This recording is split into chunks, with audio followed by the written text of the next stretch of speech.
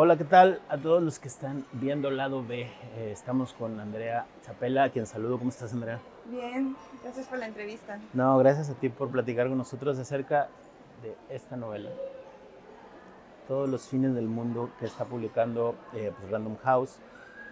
Una novela muy entrañable, ¿no? Pero bueno, ya iremos desmenuzando un poco todos los temas a través de esta charla. Primero te diría, ¿cómo surge la idea de escribir esta historia? Sobre todo que da unos giros muy inesperados, ¿no? Sí. Hay una frase ahí que tú anotas en tu libro y es que nunca confíes en la narradora, ¿no? Que es así como muy reveladora. ¿Cómo surge esta historia, Andrea? Pues en el 2019 estaba yo viviendo en Madrid y pues me fui dando cuenta a lo largo de vivir fuera de que yo tenía una de las problemáticas de la que sufre la protagonista de este libro, que es confundir el amor y la amistad, o por lo menos no estar seguro dónde están las líneas. Claro, el límite. Y en ese momento yo sentía que el resto de las personas lo tenían muy claro y era yo la que estaba confundida. Y entonces quería escribir un libro sobre eso. Y también estaba pensando mucho cómo escribir un libro sobre el cambio climático, ¿no? Sobre todo viendo en Madrid como que las altísimas temperaturas que había en el verano. Yo decía, bueno, ¿cómo se escribe sobre esto? Y en un momento se me ocurrió que el fin del mundo era una gran... Sí, que cuando uno tiene ciertos arrepentimientos, uno siempre tiene la posibilidad a veces de echarlos para atrás, no siempre quiere, pero podrías, ¿no? De alguna manera, por lo menos, decir las cosas que no dijiste en su momento, ¿no? Y a Ajá. Angélica, como se le acaba el mundo, Sí, sí. de alguna forma, pues se le acaba esa posibilidad. Entonces, una vez que pensé en esa conexión entre la parte emocional del libro y esta idea sobre el cambio climático, pues ya comencé pues, a ver cómo podía armar una historia, ¿no? Y al final pues cuenta la historia de Angélica, que tiene dos amigos que también son sus amores, que no entiende muy bien dónde están esos límites hasta que pues acaba el mundo, pero pues la novela sigue. Claro. Ah, a mí lo que, las cosas que más resalto es las conexiones, ¿no? Entre los personajes,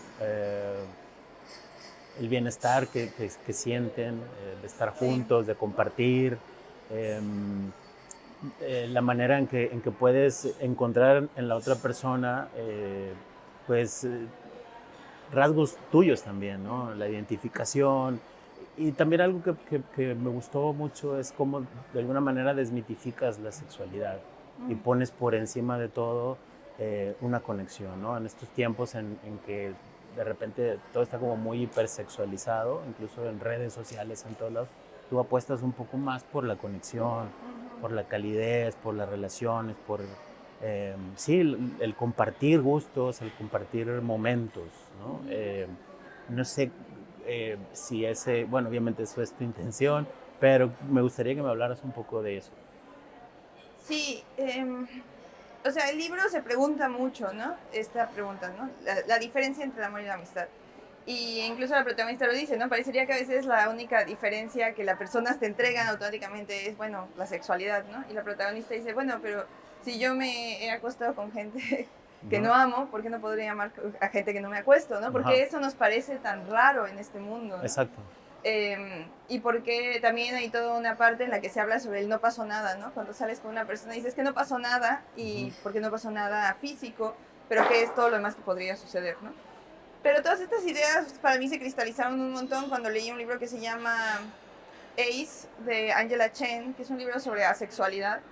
Es un libro escrito para personas alosexuales, como para explicarles cómo funciona la sexualidad. Y a mí me interesa mucho una idea que dice ella, que tenemos una sexualidad obligada, ujú. que estamos obligados a ser objetos y sujetos sexuales en el mundo y que no podemos estar de otra manera y que nos liberaría mucho en nuestras relaciones con los otros deshacernos de esa obligación, ¿no? Entender que hay algo cultural, no es natural. Hay algo Sí, cultural en cómo hemos decidido poner el sexo como un tabú muy grande, ¿no? Algo de lo que no se habla, pero que todo el mundo tiene que orbitar alrededor de eso. Cuando hay relaciones muy valiosas y muy importantes donde eso no entra en juego, ¿no? ujú, Y que de alguna manera nos enseñan a desvalorizarlas porque eso no está, ¿no? A pesar de que puede haber mucha fisicalidad, mucho cariño, entonces, para mí esas ideas fueron súper importantes y pues es una de las líneas del libro, ¿no? claro. y es un poco ir a contracorriente, bueno, un poco es ir a contracorriente en estos tiempos, ¿no? Como si fuera una especie de un salmón, ¿no? Puede ser, pero para mí este libro está súper marcado por la pandemia, Ajá, ¿no? Yo comencé a escribirlo en el 2019, pero obviamente el paso por el confinamiento, no sé si me ayudó, pero hizo que la novela cambiara totalmente y adquiriera otro carácter. Y para mí, una de las cosas salí del confinamiento pensando lo importante que era sencillamente estar sentada en la misma habitación con otro ser humano, ¿no? claro. Y cómo, sí, cómo, no sé, para mí había algo en esa idea de la conexión y lo que queda, ¿no? Y lo que necesitamos de esas conexiones, que lo importante para mí es, o por lo menos como yo lo que extrañaba y lo que sentía y lo que añoraba del contacto humano no estaba necesariamente obviamente está bien, ¿no? Pero es otra parte del ser humano, pero no me parece tan total, ¿no? Ujú. Y saliendo de la pandemia me lo parecía menos todavía, ¿no? Había otras cosas que para mí se habían vuelto importantes o que extrañaba sobre Claro, eso. claro. Bueno, y eso se ve reflejado, obviamente, en una parte muy importante de la novela, que es unos años después de esta historia que nos han narrado, eh, y es cuando el fin del mundo ha llegado, ¿no? Sí. Creas ahí un futuro distópico, ¿no? Cómo trabajar en estas imágenes del fin del mundo de las que tanto hemos oído hablar y hemos visto en películas. ¿Cómo fue crear tu fin del mundo? Bueno, una primera diferencia es que creo que debajo sobre todo de esta segunda parte, de este fin del mundo, yo me pregunté, bueno, ¿cómo creo yo un fin del mundo que no sea desolador?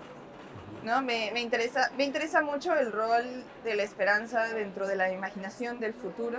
Creo que muchas veces, o sea, y también el intento de la supervivencia, incluso el intento de generar algo por lo que valga la pena vivir, ¿no? Los personajes se encuentran como en un rancho, por la Ujú. magia de la ciencia ficción, tienen un montón Ajá, de comodidades, ¿no? Tienen energía, tienen más o menos un suplemento de alimenticio. Hay un tipo de supervivencia básica que está cubierta, pero pues todavía están aisladísimos, en peligro, sin saber muy bien qué fue lo que sucedió, sabiendo que algo pasó en el mundo, pero no exactamente qué. Y, y hay un escritor que se llama Cory Doctorow, un escritor estadounidense, que dice que la distopía aparece cuando ante la catástrofe y la crisis creemos que nuestros vecinos nos van a atacar. Y que su experiencia del mundo que yo comparto es que ante la catástrofe y la crisis nuestros vecinos nos atacan. Casi siempre existe pues muchísima solidaridad claro. y pues sí, yo creo que se crean, ¿no? Ciertas situaciones de, bueno, ¿cómo salimos de esta, ¿no? Y para mí, sobre todo como alguien de la Ciudad de México, por ejemplo, yo pienso Mm, mucho en el temblor del 17, ¿no? O del claro. 85, Sí, cómo sí. en estos momentos pues sí, de que se rompe cierta cosa, sí aparecen cosas terribles del ser humano, pero también aparecen otras, ¿no? Ujú.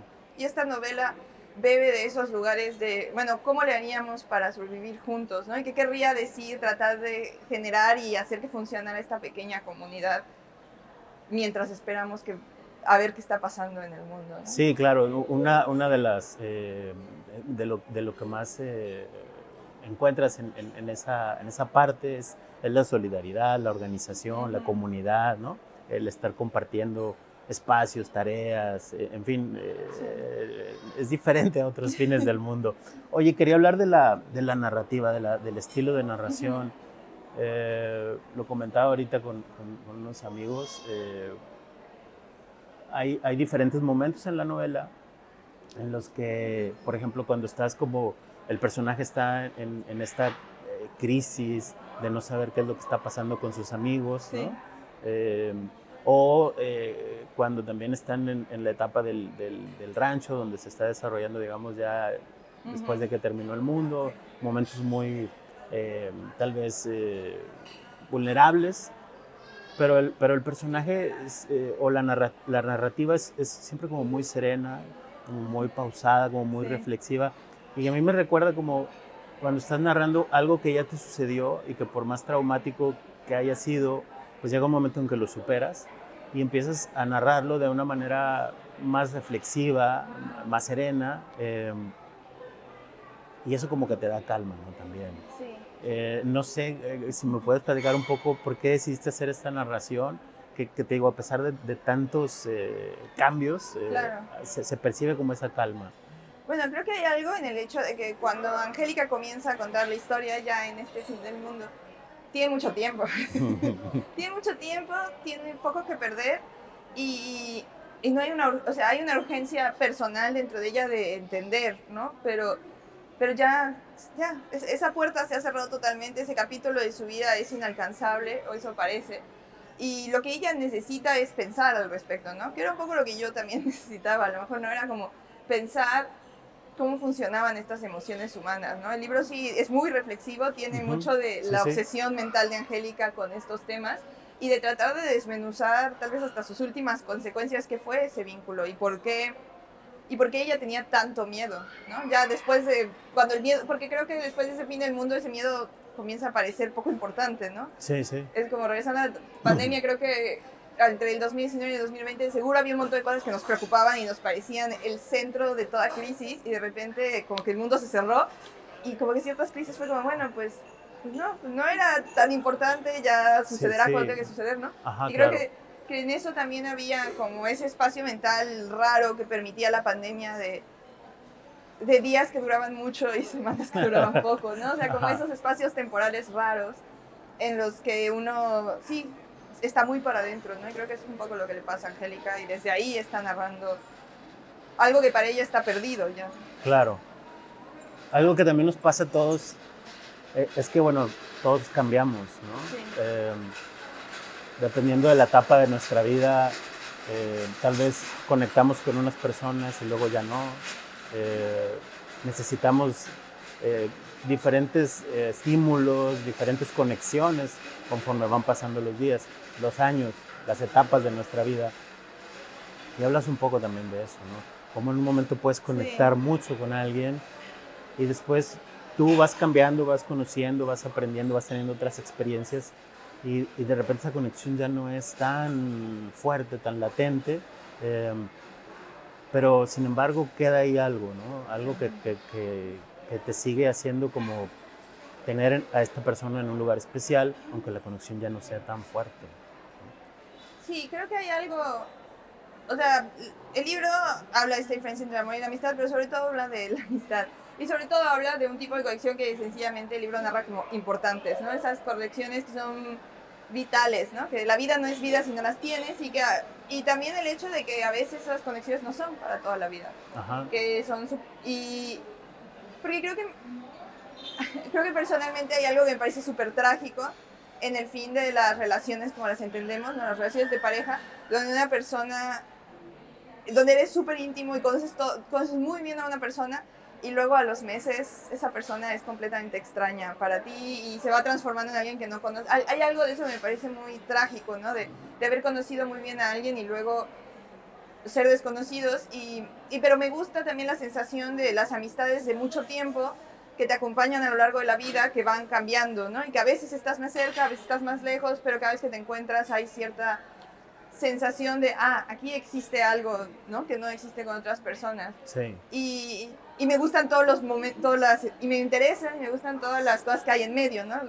Las parejas con las que uno se sigue hablando, los amigos que solo fueron de un pequeño periodo, no sé. Me parece que la conexión humana es una de las cosas más complejas que hacemos como seres humanos. Así es. Pero también es una de las más importantes. Creo que es lo que puebla nuestra vida y lo que le da sentido en muchas ocasiones. Y, y es algo que me fascina mucho y me parece sumamente complicado. Claro. Entonces la novela se pregunta mucho sobre eso, sobre qué hace que una conexión sea importante. Es el tiempo que dura, es lo profundo que llega en un momento, qué es, ¿no? Y bueno, creo que hay muchas respuestas, pero creo que la novela sobre todo plantea muchas preguntas, ¿no? Ajá, ajá. Angélica tiene muchas preguntas y bueno, para mí yo espero que los lectores, creo que este libro les entregue sean entradas a esas preguntas, a preguntarse eso sobre sus propias vidas, porque creo que la respuesta que tenga Angélica, la respuesta que llego yo, tampoco es universal, ¿no? Es muy personal, porque ese es creo que uno de los lugares a los que llega el libro, ¿no? Nuestra relación con nuestra sexualidad, con la manera en la que amamos, la manera en la que nos encontramos con otros, no solo es única de quienes somos, también es cambiante. Sí. No vamos a hacerlos, no, la manera en la que nos conectamos con otras personas no es la misma cuando tenemos 10 años, y cuando tenemos 20, cuando tenemos 30.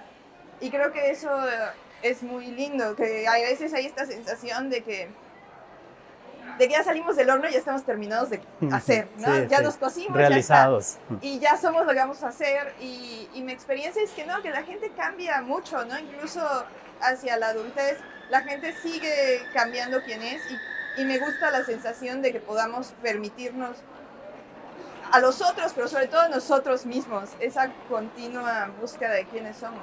Claro, sí, sí, es un cambio constante. Todos.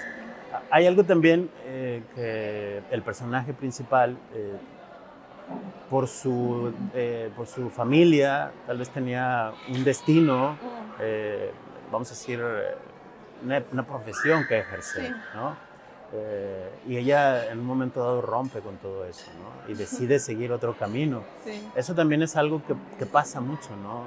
Que en algún momento dado te quieres dedicar a algo, a cierta profesión, y luego te das cuenta que surgen tal vez algo muy artístico en ti, como surge en la protagonista, y ella se da esa oportunidad de vivir o de ir por ese otro sendero, ¿no? Sí. Muy lejos del primero, que era una cuestión más administrativa, Sí. y luego es algo más artístico. Eso pasa mucho, ¿no? Sí, pero creo que tampoco es tan blanco y negro, ¿no? Yo también, bueno, yo estudié química y luego digo que en una vuelta no seguir dedicándome a las letras y que eso se ha vuelto el centro de mi vida. Pero para mí lo más fascinante de esa decisión fue cuando me di cuenta que era imposible escapar a lo otro, ¿no? Que había una manera en la que mi cabeza ya estaba amueblada y hecha, que llevaba yo conmigo, ¿no? Y que a lo mejor era algo todavía más profundo, que hay una manera en la que estoy en el mundo que tenía sentido, que me ayudaba en la química y hacía que me gustara y que lo disfrutara, Ajá. aunque no iba a ser mi profesión, y que me hace como soy siendo escritora, ¿no? Y creo que Angélica también tiene eso, ¿no? Tiene, como yo, esta cosa, ella estudió ingeniería y luego se dedica a la producción teatral, pero hay como pequeños momentos a lo largo del libro en el que se va viendo cómo esa cosa, que es una cosa un poco de una organización de personas, ¿no? Uh-huh. Y de poder prever qué necesita el otro antes de que el otro lo sepa, es algo que ella lleva consigo y que a lo mejor puede ser bueno para distintos tipos de profesiones, ¿no? Entonces Claro. También creo que para mí un aprendizaje muy grande fue darme cuenta que no había tampoco que elegir tan tajantemente, sino que hay una manera de encontrar un espacio entre ambas, de decir, no, yo soy esto y puedo dedicarme a muchas de estas cosas, ¿no? Claro, claro. Y bueno, recalcar, no sé, esta reflexión del personaje, muy reflexiva todo el tiempo, hacia el final, que no vamos a hablar de eso ahorita, ¿no? Pero sí es siempre como una reflexión, siempre, incluso cuando parece que ha resuelto las cosas, sigue reflexionando y sigue analizando. Es decir, estos finales como tan tajantes los evitas un poco, ¿no? Sí, supongo que sí, pero bueno, supongo que el libro se llama Todos los fines del mundo, ¿no? Y desde ahí creo que mientras uno está vivo, nuestra historia, en nuestra historia se trata de un montón de cosas que terminan y vuelven a comenzar una detrás de otra, ¿no? Creo que el libro emula eso, ¿no? Incluso, o sea, yo siento que a lo mejor que todo lo que yo tenía que decir sobre el amor y la amistad lo dije en este libro, ¿no? Claro. Pero no dudo que en 10 años me vuelva a confundir, vuelvan a pasarme cosas que me confunden, y a lo mejor en 10, 15 años tengo que escribir otro libro en el que sea ¿qué piensa la Andrea de 45 sobre el amor y la amistad? Seguro, ¿no? Eso va a pasar, claro. seguro. En ese caso, pues sí, el libro también tiene algo de eso. Sí, quiero aprovechar, antes de que se nos acabe el tiempo, para hacerte unas preguntas musicales, combinar un poco las dos vertientes de mi programa. Yo te preguntaría, ¿tú recuerdas las primeras veces que escuchaste música? ¿Dónde fueron y qué fue lo que escuchaste? No lo sé, o sea, mi padre oye mucha música clásica, solo oye música clásica, ama mucho a Bach y a Beethoven. Okay. Y tenía unos CDs, le regalaron en algún momento unos CDs para el coche de las sonatas de Beethoven, y esos CDs los oía hasta el cansancio. Tengo una sensación que debió ser algo de eso. Pero también recuerdo que, por otro lado, mi madre le gustaba poner mucha música en el coche, y tengo recuerdos de... Mi madre le gustaba mucho The Police. Okay. Tenía un disco de Shania Twain, así como... Entonces, como que tengo recuerdos de hacer viajes en carretera y combinar los gustos musicales de mis padres. Ok, Police y música clásica. Y cosas... Y bueno, porque mi madre se hartaba y decía, bueno, vamos a poner otra cosa. Pero sí, a veces oigo canciones y digo, esto no sé si... Y creo que es de esa época de oír cosas de niña en el asiento de atrás. Ok, y cuando tú ya, digamos, empezaste a elegir música, ¿qué fue lo primero que elegiste, los primeros proyectos musicales? Mi hermano mayor siempre me dice que yo era súper fan de Shakira. Ok, Recuerdo que me gustaba mucho Shakira, Faye, ajá. Britney Spears. Creo que ese es el primer CD de mi vida, fue un CD de Britney Spears. El de Baby One More Time. Puede ser, no lo recuerdo ahora, pero bueno, recuerdo tenerlo. Y luego ya cuando comenzó la época de bajar música y Claro. de tener las computadoras llenas de música, ahí no recuerdo muy bien, pero recuerdo, creo que bueno, fue la época en la que oí por primera vez a Taylor Swift, que todavía me gusta mucho ahora, porque bueno, creo que soy pues, de esa generación de personas. Y no sé, ahora que lo pienso, no sé, me gustaba mucho Paramore, o sea, como que, pero no tenía, como que tenía compañeros que tenían identidades musicales muy claras, pero bueno, yo era alguien que escribía y leía, entonces yo tenía una identidad muy clara en la que escribía y la leía, y la música más bien me pasaba como alrededor, a través de mis amigos. Más periférica. Sí.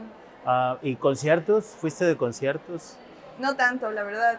He ido a algunos en mi vida. Fui a uno de Police con mi mamá, por ejemplo. Órale. Pero también, bueno, y mis padres me llevaban mucho a la Sala Nesa, también cuando era chica, a oír a la orquesta. Pero creo que he ido a más en últimos tiempos. Bueno, fui al Eras Tour. Okay, Soy muy fan del K-pop ahora. Muy bien. Entonces, muy bien. Bueno, Sí, algo que... a los actos de K-pop que pasan por la Ciudad de México, pues he visto varios. Entonces, cosas así. Bueno, de hecho, esto es lo que te iba a preguntar. ¿Qué es lo que escuchas ahorita? Pues sí, algo de eso. Oigo K-pop. Y luego, bueno, el libro, por ejemplo, tiene una lista musical que va con él. Está en mi Spotify. Hay dos listas musicales. Está las canciones que yo oía mientras lo escribía, que son sobre todo canciones que me presentaron mientras vivía en España, ¿no? Yo soy mucho, no sé si de elegir mi música, pero de parasitar la música de otros. Y es como un poco la música que oía, mucho Sufjan Stevens, los personajes de Call Me By Your Name. Entonces el soundtrack es importante, pero también cosas como la cumbiera intelectual de Johansen, o canciones más folk de España. Pero luego hay otra lista de música que se llama Canciones para Angélica, que son canciones que la gente me ha recomendado, que cree que le gustarían al personaje principal. Ok, mira. Y entonces esa lista también me gusta mucho porque combina lo que a mí más me gusta, que es que la gente me diga qué oír. Ya. Sí, de hecho hay una lista de música que escuchan los protagonistas, también, ¿no? sí. Cuando están juntos, ¿no? Sí, También. Entonces hay partes de eso. Sí, yo la que puse es la lista que yo oía cuando escribía. O por lo menos una selección. Muy bien. Ya para terminar, Andrea, ¿cómo invitarías a la gente a acercarse a tu libro así de una manera breve? Pues si alguna vez te has preguntado quiénes son tus amigos y quiénes son tus amores, este es un libro que habla de eso, habla acerca de las personas que pasan por nuestras vidas y el lugar que dejamos que ocupen, y todos los grises, sobre todo todos los grises en nuestras relaciones. Entonces, si en algún momento te has sentido insatisfecho con las cajas que el mundo nos dice donde esas relaciones tienen que entrar, creo que este libro no da respuestas, pero sí abre muchos lugares por los cuales transitar. Muy bien. Muchas gracias, Andrea. Muchas gracias. Gracias.